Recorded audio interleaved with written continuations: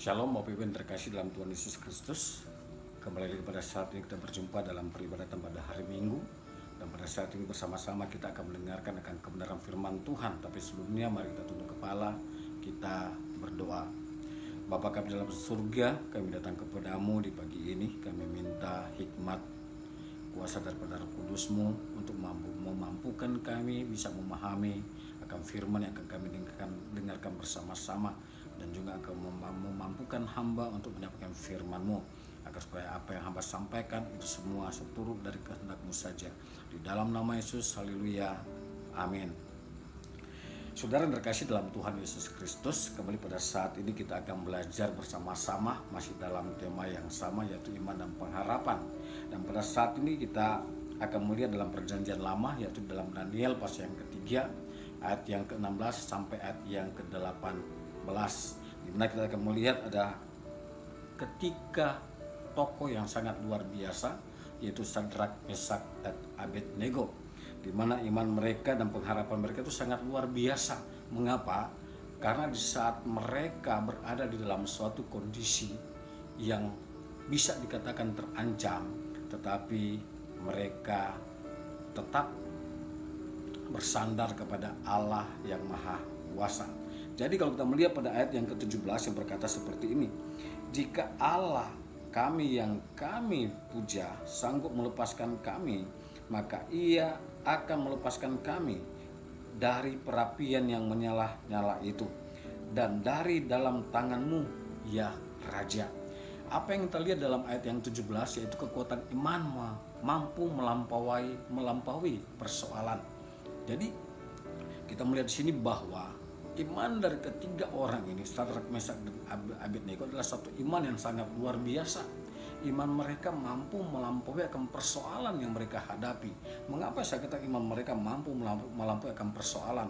Karena persoalan yang mereka alami adalah satu persoalan yang sangat hebat dan sangat luar biasa, yaitu persoalan di mana mereka diancam dengan suatu hukuman mati. Ya, jika mereka tidak beribadah atau menyembah kepada dewa yang dibuat oleh Raja Nebukadnezar.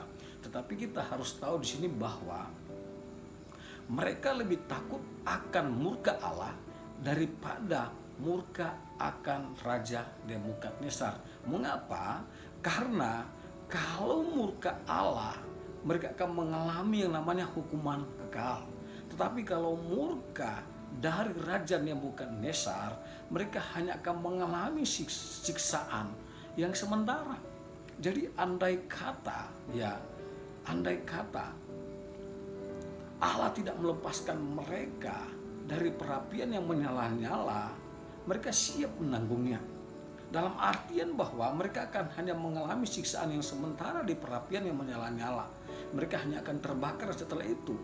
Hanya butuh beberapa menit, mereka tidak akan lagi merasakan apa-apa.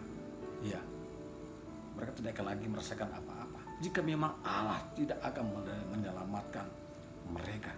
Tetapi Bapak Ibu yang terkasih dalam Tuhan Yesus Kristus, ini yang dinamakan kekuatan iman mampu melampaui persoalan.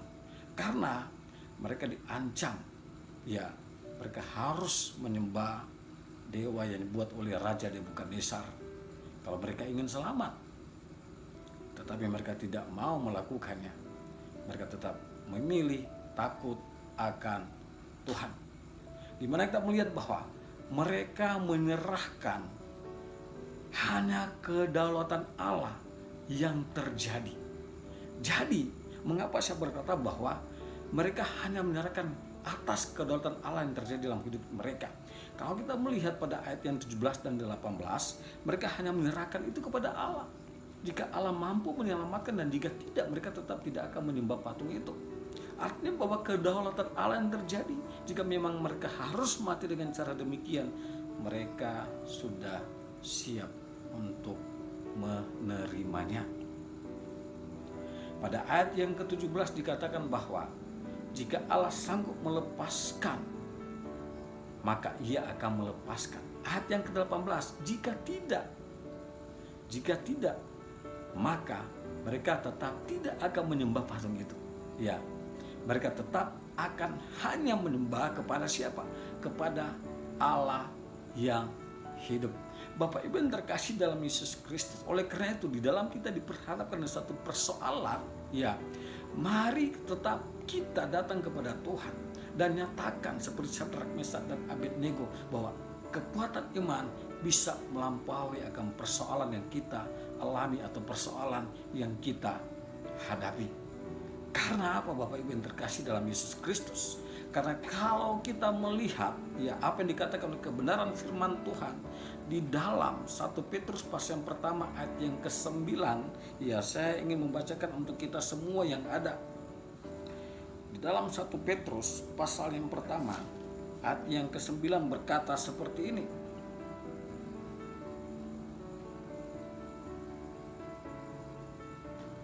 Karena kamu telah mencapai tujuan imanmu, yaitu keselamatan jiwamu.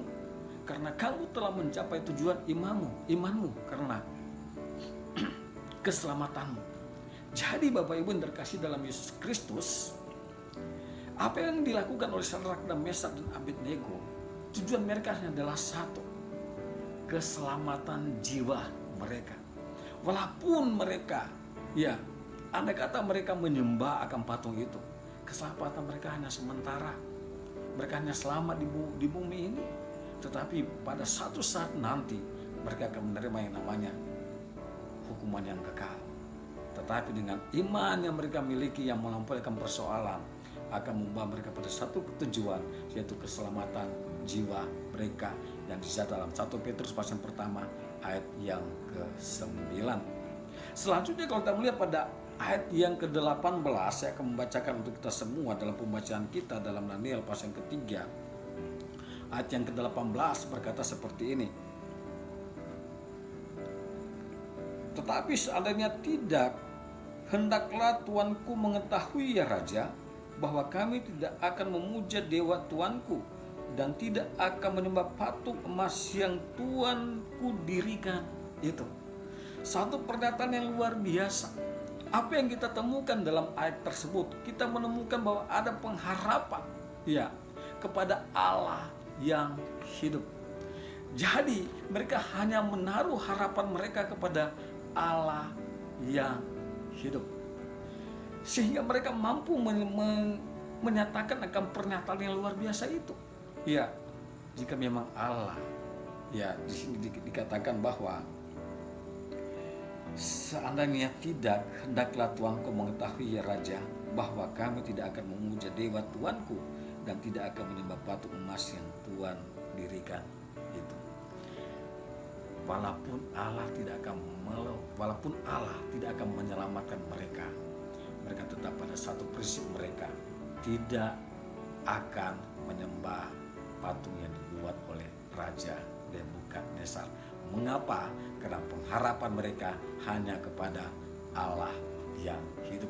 Karena Bapak Ibu yang terkasih dalam Tuhan Yesus Kristus, ya, dewa yang dibuat oleh Raja Nebukadnezar tidak mampu memberikan pengharapan keselamatan. Ya, andai kata mereka menyembah akan patung itu, mereka hanya selamat dalam hidup itu, mereka hanya selamat dari perapian yang menyala-nyala. Ya, tetapi mereka tidak akan selamat di dalam hukuman yang kekal. Ya, oleh karena itu mereka tetap memilih pada satu keselamatan, pada satu pengharapan hanya kepada Allah. Hanya Allah yang bisa memberikan keselamatan yang kekal, tidak ada yang lain. Oleh karena itu mereka tetap pada prinsip hidup mereka, hanya percaya dan patuh kepada Allah. Mereka siap mati. Kalau kita melihat di sini, mereka siap mati, ya, karena mereka tahu bahwa pengharapan yang mereka idam-idamkan adalah pengharapan yang diberikan oleh Allah, yang akan diberikan oleh Allah kepada mereka, yaitu hidup kekal bersama Allah Bapa di surga. Bapak yang terkasih dalam Yesus Kristus, mari kita melihat dalam Roma pasal yang ke-8. Berkata seperti ini, Roma pasal yang ke-8 ayat yang 24 bagian A. Berkata seperti ini.